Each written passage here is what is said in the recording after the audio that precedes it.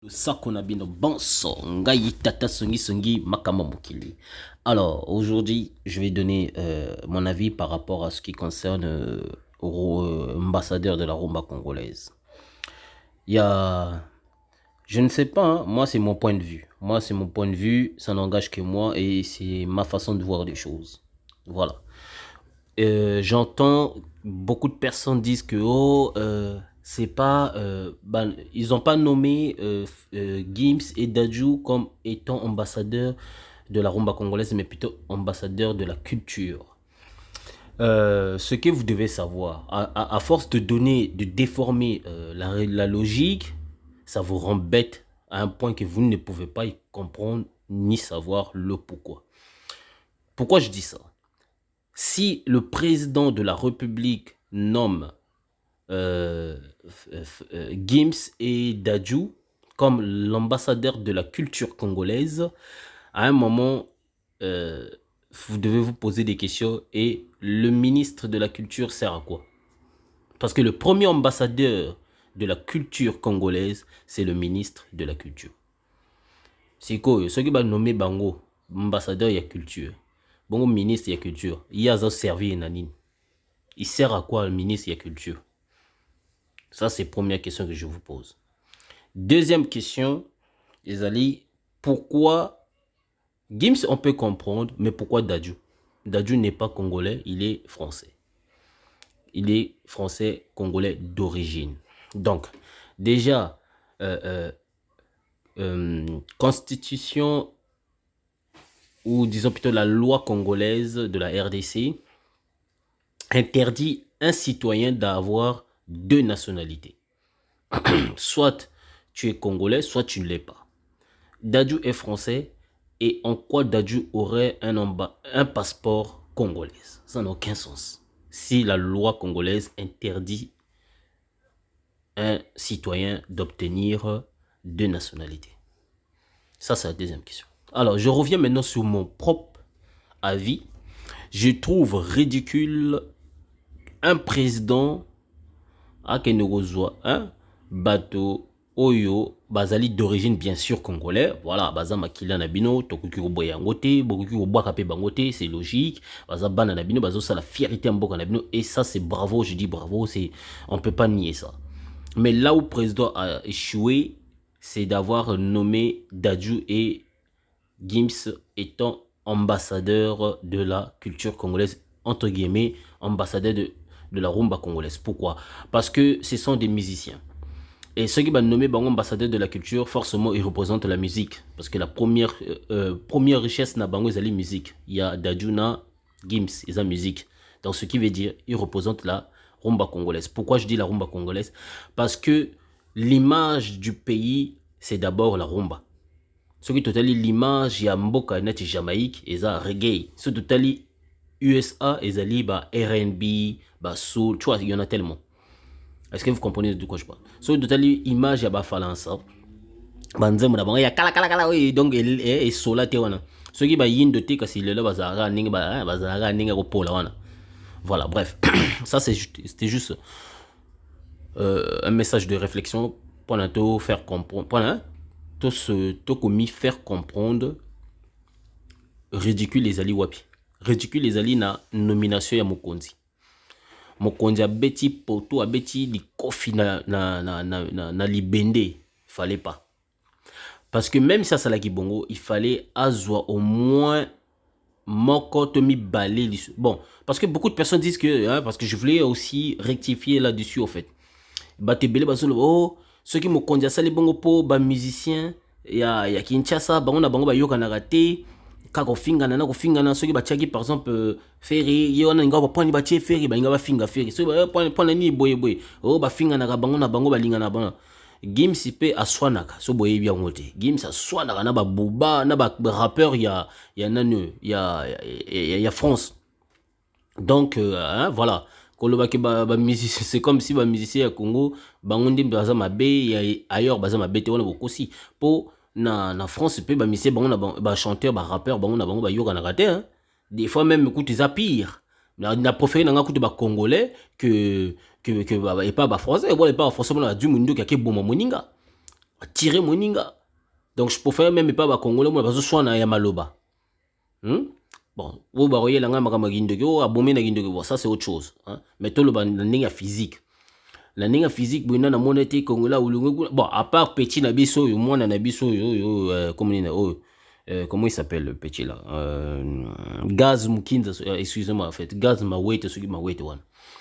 Le gaz là à part yem akendaki ko laksa minene na ye akene menacer petit inonsibi petit mort alinga kota ki banditisme na kacha musique, bon, à part yé, mais sinon à ça qui peut leur à gravité, bon, bref, on peut le pardonner pour ça.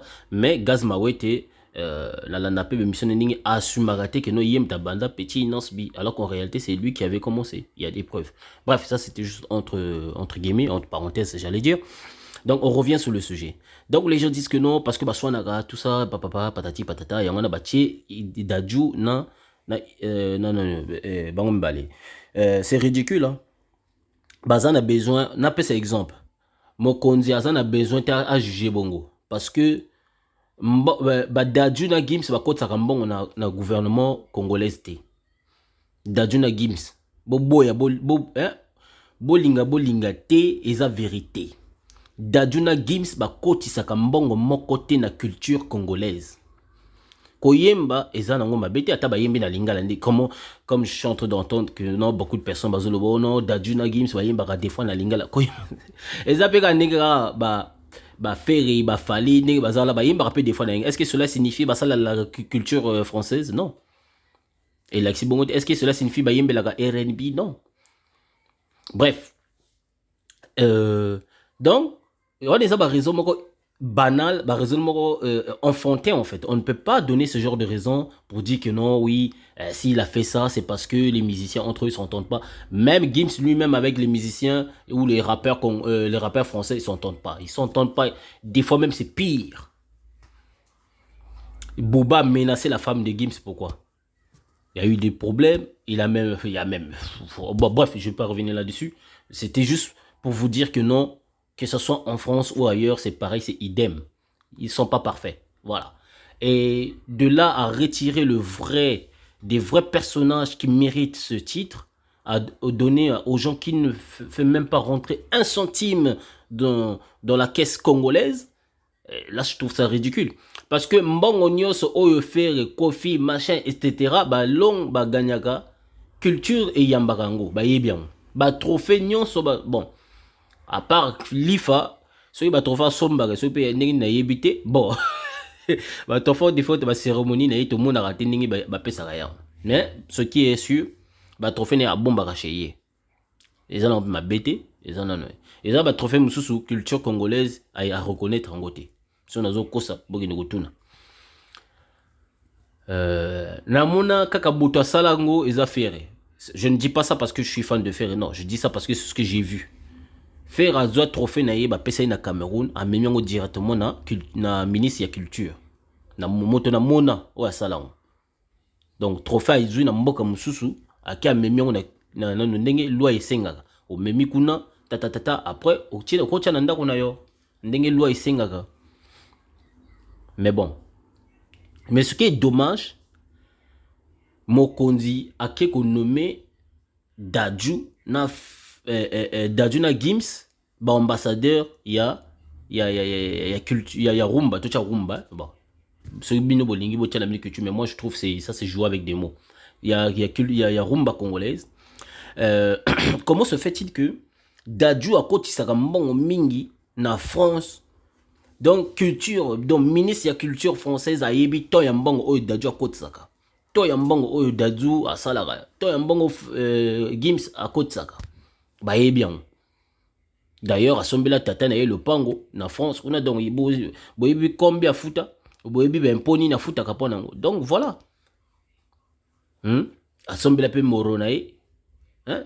À Sombela donc comment il s'appelle? Dadju aussi idem, Gims idem, etc. Donc je sais que ça peut choquer, même ici quand Gims pas ali. Alors, mon aïe, ceux qui ont salé l'émission, le babon, bah, congolais, bah, zala kaka, bah, ils n'ont ridiculisé, bah, congolais, pas, bah, français. Moi, c'est ça que je trouve trop débile, en fait. Parce que, il n'y a pas très longtemps, Gims est passé dans l'interview Moko Boyazoloba, il dit que non, lui, avant qu'il vienne, avant de venir rectifier ses propos, parce que là il a rectifié, maintenant il dit que non, lui il représente que ce soit la France ou le Congo en fait. Avant il disait pas ça. Avant il disait non, moi je représente plus la France. Attends, moi je représente plus la France que le Congo parce que je suis né au Congo bien sûr, mais j'ai grandi en France, tout j'ai appris en France, donc voilà, je fais pas plus le Congolais, mais je fais plus le Français en fait. C'est ce qu'il avait dit. Avant Mokonzi Akomisayi, ambassadeur, il y a culture congolaise, il y a la rumba. Alors bah moi, ben TV ça na YouTube, bon qu'il était là. À le bio non, il a représentant mingi France, a représentant Congo. Bon, quelqu'un qui représente plus la France, toi tu vas le nommer l'ambassadeur. Pourquoi? Pour quelle raison? Lui, il le dit par sa propre bouche qu'il représente plus la France et non le Congo. Bon, un ambassadeur, c'est celui qui représente son pays. Un ambassadeur, c'est celui qui représente son pays. C'est le tout premier ambassadeur ya Congo batinda na parce que ka Congo nezoki mangai na resala bino histoire sur ye na relaxa bino ngo bon mona le tout premier ambassadeur ya royaume Congo batinda na Vatican ba boma ye kutu kuna ba chai poaso ba mokosa ba kundai donc ekekeno ti lelo statue na iti ezaka na Vatican bato ba histoire ba imama na zolo. Oui, donc parce que makambo akena ko sala kuna na Vatican ya sombre pour akena ko représenter Congo, royaume Congo. Alexis biloko ya tembe.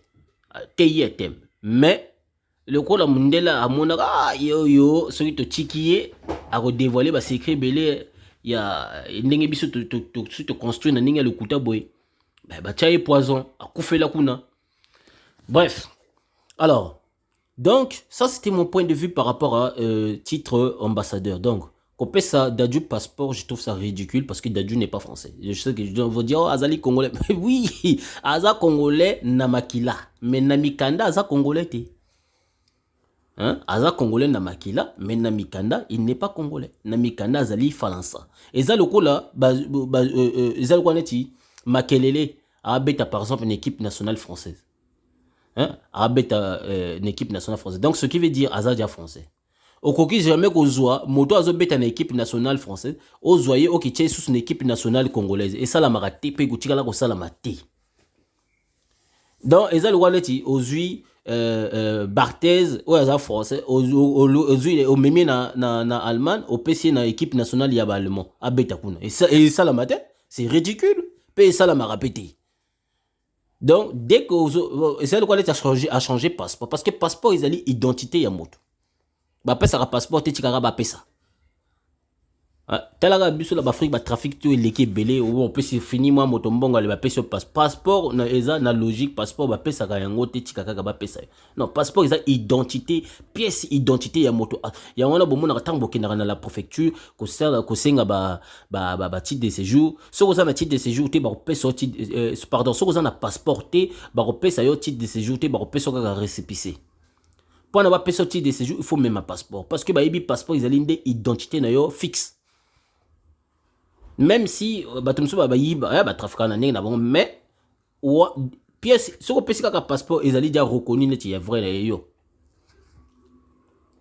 Parce que c'est important. Bah, jamais qu'on paie ça, un citoyen, et comme un bordel.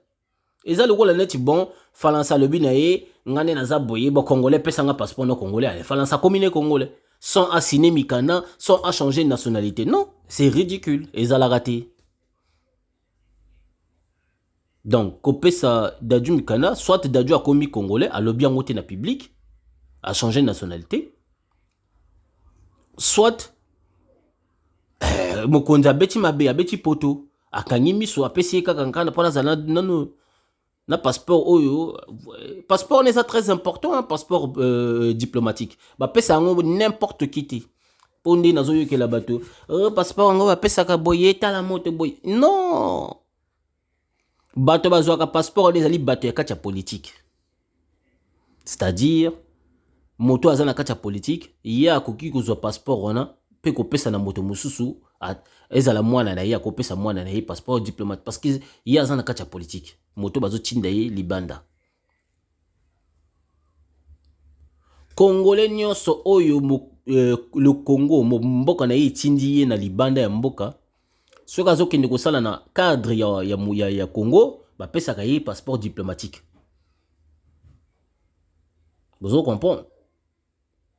Voilà. Donc kopesa badaju ba passeport voilà ça bon mais plutôt je parle plutôt de Gims so bapesa passeport diplomatique ngana osepela fort parce que a mérité. Le coup la lelaga pas bafalansa soki mbala misato bapesa ye nationalité bafalansa baboyi na bango. Voilà, à quel l'année pas mon conduit va passer passeport diplomatique.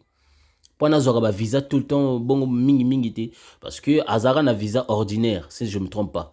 Il y a un moment changer ma passeport tout le temps parce qu'ils ont lié trop ba papier. Je pense à cause de ça à Saleli c'est quoi passeport diplomatique. Voilà. C'est quoi to zonga na moi muke bon on les a dit aussi 6 dossiers il y a titre ambassadeur il y a musique. Na logique hein bon pour nasu qui ça ici quand na logique balinga ki ozwa ba soyo ba mona ki neti fali na faire ba yoga na raté fallait ba zwa bango mibale po mokonzi azwi bato mibale azwi daju na Gims a komisi bango ambassadeur akoko sa peka ndenge moko azwi fali na faire a komisi bango ambassadeur to azwi bon fali kuta kema ko kima na erumba ya boya na erumba lokola ya koma ko boya rumba ba tiki fali ba due faire na kofi ba komisi bango ambassadeur. Voilà. Mais au moins, batu ya mboka, il faut pas la représentant. Faire kenako banana banyama, ceux qui zongo, ceux qui ni na représenter ya ceux qui rumba, ceux qui zongo, ceux qui na bosani titre. Bengaka faire. Pour azali locomotif ya rumba. Wana bo ya ngote. Voilà, bref, tous ceux qui sont là. Tous on a ce qu'on a moins sujet tokota plutôt, na moins sujet mouké. Il y a monsieur Lifa le but na Congo oyo botangela ngai moto oyo alekinga yo aza meilleur kenga. Donc Lifa zaki dia hors sujet na réponse na ye. Motu nezalaki. Le lenge bato bazo lobake yo esika ono beti na kan ezali grâce ya etofis. O lobi nini pona yango yo kai. Tangela ngai batumi atami bale oyo balekinga na Congo yo. Oh Lifa bazwa inonce bia beta kaka nzembo wana. En plus beta qui peut playback. Mon frère. Tala yo oleke lokutu bref bazwa kaka inonce bi ba nzembo ne kaka sans playback. Ba betise kaka na kano. Yo kanti ata moto moko alingo bi na nzembo wana te. Alingo ningisa stade te. Kaka yo pe bapesa yo Inos bien ngako ningisa stade ya Cameroun. Donc l'erreur au sali au comité minene gonflé ya osaganate. Ozo baby sa carrière na yo pour rien. Ya ba succès no yo succès c'est si là okala. Ba lebela ko le sous-souté. Ba comment ko lebela yo grâce ya contexte morbe fixe, c'est-à-dire le ko la yo ozo likama na ex mama ya bana na yo. Donc, comment qu'on profiter na sima ex maman bana na yo. Ma kama donc hein, ma ramono ya bana tout ça au comment au sel et l'on est jeu pour na ba lebela raga yo en fait. C'est ça la raison. C'est ça la raison pour laquelle ba lebela yo et en plus tant bazo lebela yo lingara bongo lingara ba lebelo bongo pour na ebimaneti yo ba yina yo. Alors qu'en réalité ba yina yo to ba ozong sa kona nzela. C'est quoi yo linga okomisa ngoneti ba yina yo ba lingara yo te ba lebela ko ka mabe mec. Quand tu parles mal, yo kati ba yo le bien, mais non. Sois logique. Yo pe kaka mbala boso zaro tant on fait je me souviens faire azaro avec sa bilamba na e pas bilamba avec ça ba toi tuneke makamuna lipango mapango pardon, journaliste moi tuneke makamuna mapango. Fait citer quelques mapango a boyine écoute aligné écoute ko lebela ngote. Pour journaliste à force qui yo leki la émission no baniko lo ngane na zaboye na koki jamais koyaka na salela ngo de vidéo na salela ngo vidéo ya drôle eza na kati ya chaîne ngao okumo ningi zaboye nga ata na zana ba manga onde na koyako jamais ko lakisa boye na zana boye totala ka bo mikoleleki oyo lakisa bato ndako tongi na Kinshasa panda ko isa soki na soit disant fleuve wana eza le kuta wana to yebi eza le kuta ndako yo tonga na kati ya Kinshasa esiko fanda ka lelo Okomo filmer yango olakisi bato. Yo moto olobaki olinga kolakisa bilamba te. Yo mo pe oke osombi soki veste nini wana ale. Obandi kolakisa. Tu vois? Donc tu fais le contraire de ce que tu dis des fois en fait. Wana nde babengaka bipolaire. Yo tindi bato bafinga mama ya bana oyo abotisa abotela bana otindi bafinge bipolaire. Ozo tinda bakinza fouete ya Maroko bafinga mama oyo abotela bana. En plus basalelier vidéo bakosela yo que non asali sextape tout ça. Eza ridicule. Mama oyo abotela bana. Ozo pese botosité. Ozo ridiculiser bongo à un point que moi-même j'arrive pas à comprendre pourquoi tu fais ça en fait. Sérieux. Parce que yo nalanda émission na loba boye moto ko simba bana na yo oko sala bango mabe. Mais comme par hasard ba kinza fouete ya Maroko ba simba bana na yo, je te vois jamais na monoté, je te vois pas venir devant l'écran pour intimider ces gens-là. Na monote kutu nakati émission oyo lobaka kino moto ko simba bana no ko sala mabe obimisaka makambo ya ba criminel nakati.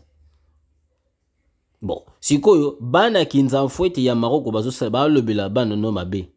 Ba lobela mama ya bana oyo, donc mama oyo mwasi oyo mwana nzoto mwasi oyo salela ba yoga na mbeto mwasi oyo abalusa yo miso okoma de miso koma 5h mwasi wana oyo apeso bilengi ya mbeto ozwai na kibomwana o tuta ofwengila na kati elelo bato ya kinza mfwete wana ba ko finga mama ya oyo amona bana, donc bana na ya bimisaka wana eza pasi bon frère gata la bona yo na yebite suku so mona isika mwasi na zobota na yebite mon frère fali na yebite ponga tango mwasi na ngazo ki bota na kota na ibani na koboya pona mona leso da kotiko la yo kwea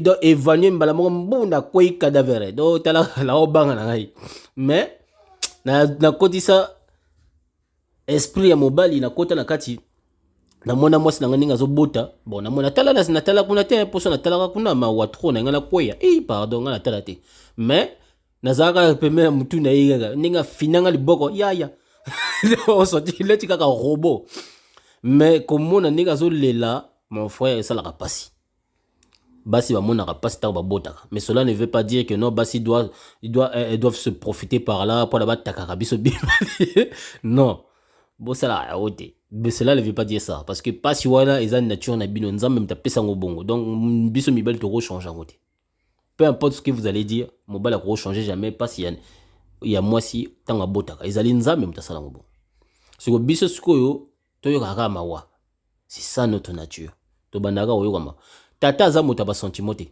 tata za moto ya tic tac sentiment ya tata ezaka na motema pona lakisa yo ngo aya fozala tata lakisa sentiment nzambe soki nzambe lakisa ba sentiment kasi nzambe sa aboma satana bandakala est-ce que nzambe azana permission na biso pona boma satana tango satana saka ikobo asala masumu liboso nzambe bokati nzambe ndenga zana alinga ko eliminer ko tuté ko effacer alinga ko effacer satana te poni asala ngote ti lelo satana zalaka po nzambe atalaka eloko moko bomususu oyo biso to yebite nzambe aza au-delà oyo biso toza ko kanisa.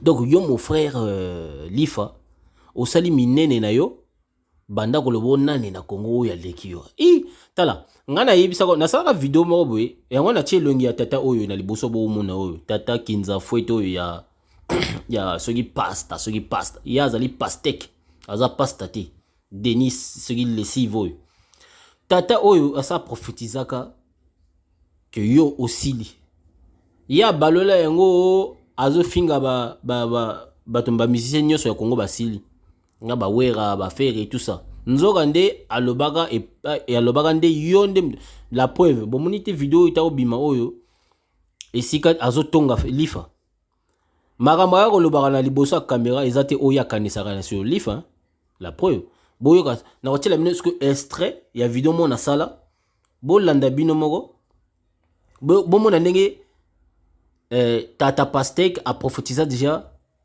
Bon, sorte, il y a Lifa, Bolan.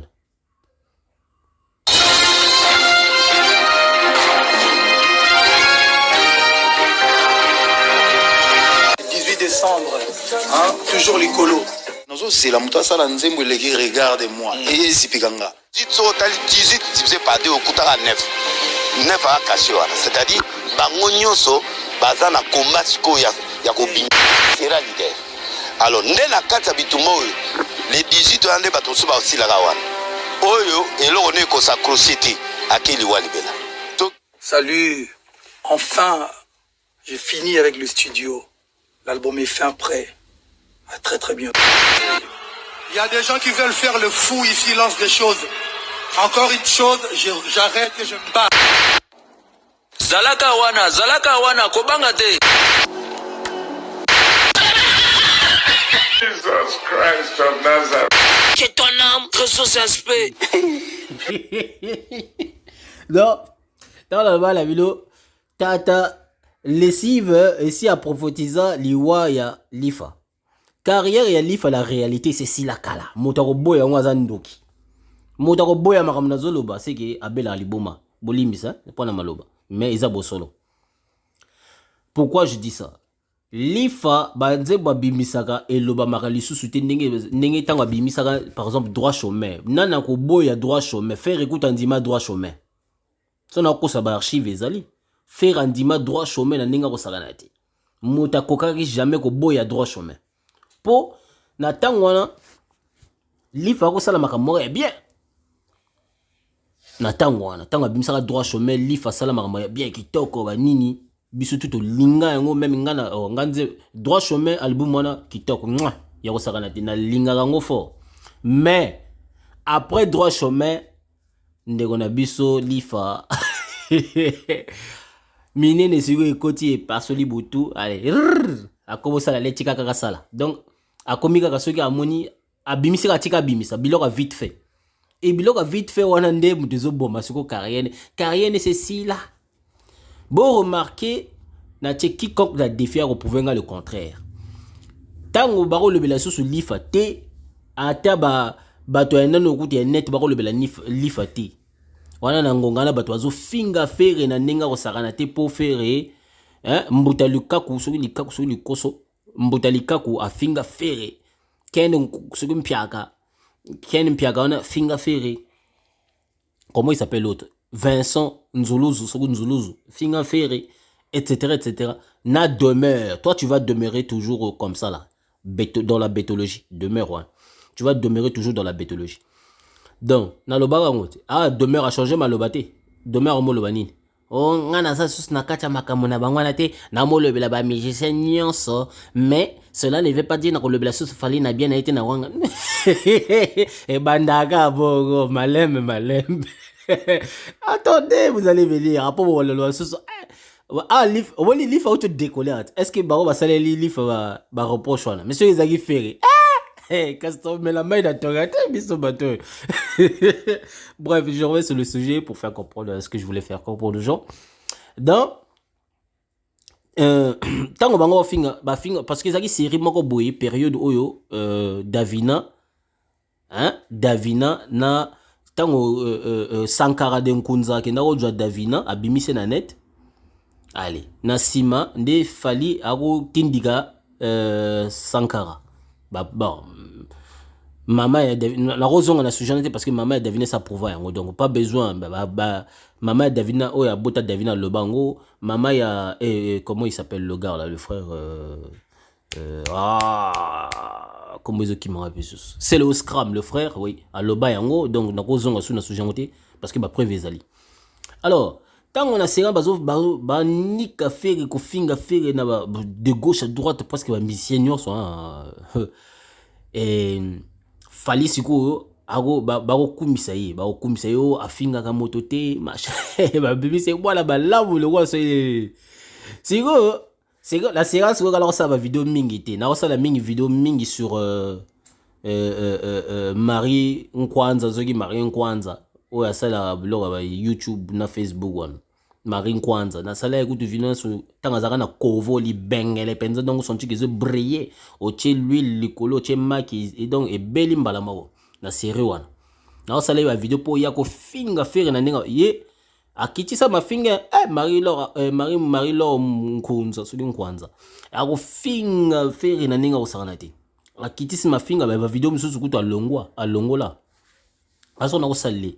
Si on a mon ma finga toi les cas na côté sco esprit non na bimisa ba preuve sur ma finga ya fait et pardon ya fallu sur ce bon ancien musicien banani non to mo ça la ngo ba vidéo après affaire les cali ba to azo lever la sous faire été et pardon falité ni n'était ba to mo lever la sco makambo ya faire tango abimisa ka ba album na yewana boîte noire si je me trompe pas voilà alors ba mo lever la mignon. Après, tout à l'heure, affaire ya maman Nigina fallait bimi. Dans le néon. Il y a un matissa de sous mais que le belé a fallu, bah toi moi le belé mingi sur on net.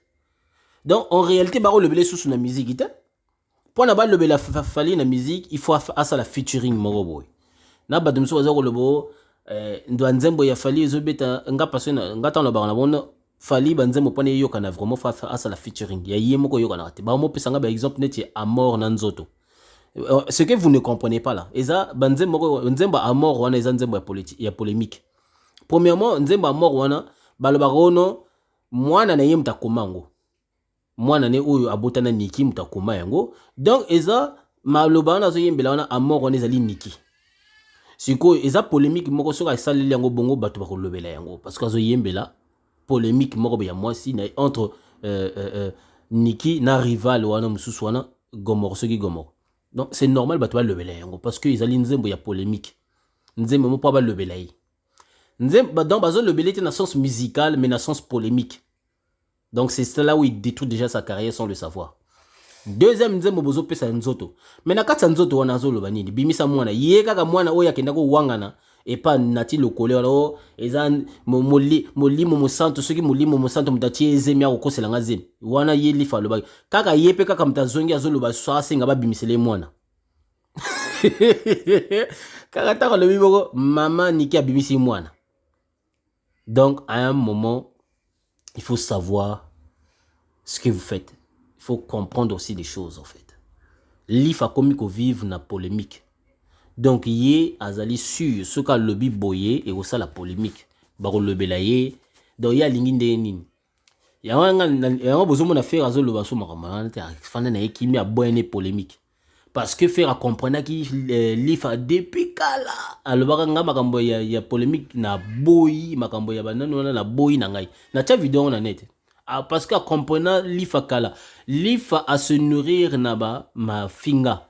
C'est-à-dire, lifa ya le ko la yebi ka sala featuring na air kelina mo américain moko boy ya donc amone ta komi monene ko le kabatonyos.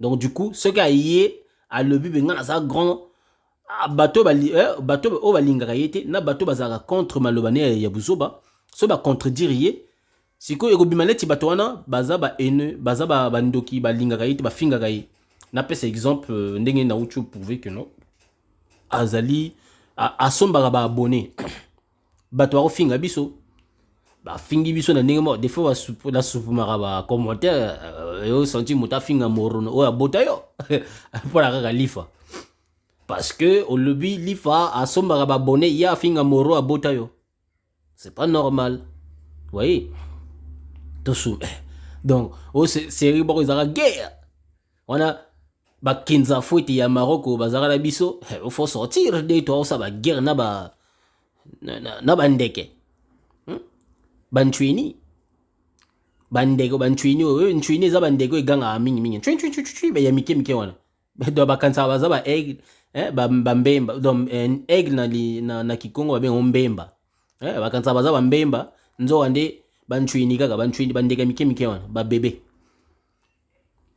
bon voilà donc je voulais juste vous montrer mon point de vue par rapport à titre ambassadeur sur Dadju et Gims. Et aussi, je voulais rectifier un peu Maloba ya Lifa par rapport au nom na Congo Batangele ya Tago. Ah, mon frère, surtout autant le cas batebelete, tout aura Kofina na faire et c'est tout. Tout le monde a petit non, parce que ce petit non c'est bina ba oh non, tout ça ma bé, tout ça doit moi na moké, ça qui est impolitesse tout ça. OK, tout le monde a petit non c'est bi pour ya za moi na moké. Tout doit Kofi na faire. Parce que carrière au Kofi on moni li fa yo bandi ba carrière ba calamité parce que Kofi a banda carrière avant binonios. Succès wana memango déjà donc mboka mi pa eyeba mboka na bien grâce à Kofi. Grâce à ma musique naïe, grâce à ma donc à part musique naïe, wenge, wera son nengaza, na ba petit naïe. Tant au faire aza chez wera, aza la kacha wenge 4x4, yoko tunda no bandi musique ite lifa. Yona no bandi musique ite. Attends, pardon, je vais zapper là. Voilà. Tant au lifa là. Tant on lit à banda avoir banda carrière musicale naïe et pas Kofi parce que à l'égard chez Werat pour pas Werat baro zélissé moi que quand n'ingé un système kaka bazélissa parce que mota se pas santé tout ça mais il est tellement zagi ma welissa alingagi zelate à kene directement pas Kofi parce que normalement li fazara chez Werat ba to ba yi mamna zolba ba yebi yemo ici azali pe li fa yebi azara chez Werat avant ça petit à maman ya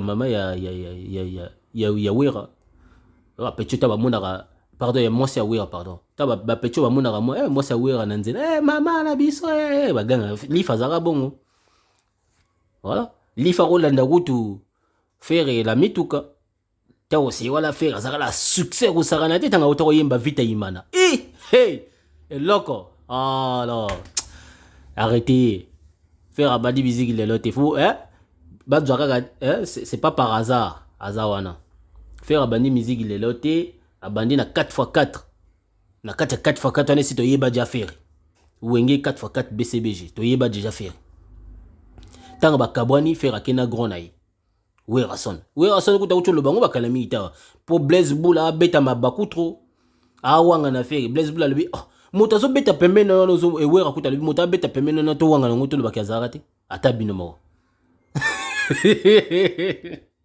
Non, oui, viens la vie, oui, viens la sarbo, esprit, battez la, oui, non, viens la vie, zongi, si, quoi, boy, qui toque, magampe, comme zonga, bon, misale, c'est comme ça, et salami déjà, bon, maintenant, bosé là, album, résobi, ma calamité, hein, bon, patienter, chaque chose à son temps, bah, rosa, la blague, on bang, parce que celui qui lambi mbango bilia pesa ya elengité ya ozik sur le lem pa pour bogi bilia pour eza qui toko pété eza pe moto makasi vous mola mama malembe ce qui bilia pe beli bien ozoli a pe bien c'est ça boza la passion allez j'espère qu'on va regarder un peu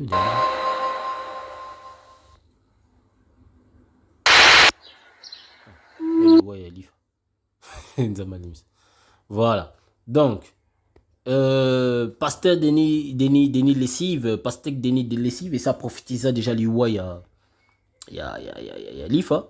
Pour l'IFA, le baga album, et c'est ici là. Albumisi album 2 na yewana, et c'est ici là, albumisi. Bakalamingi ita wakumo le baso, a commencé en réduction, il y a album na, pourquoi? A comme ici, il y a un système, il y a réduction. Bon, faut réduction, ils ont un nzembo bandelit.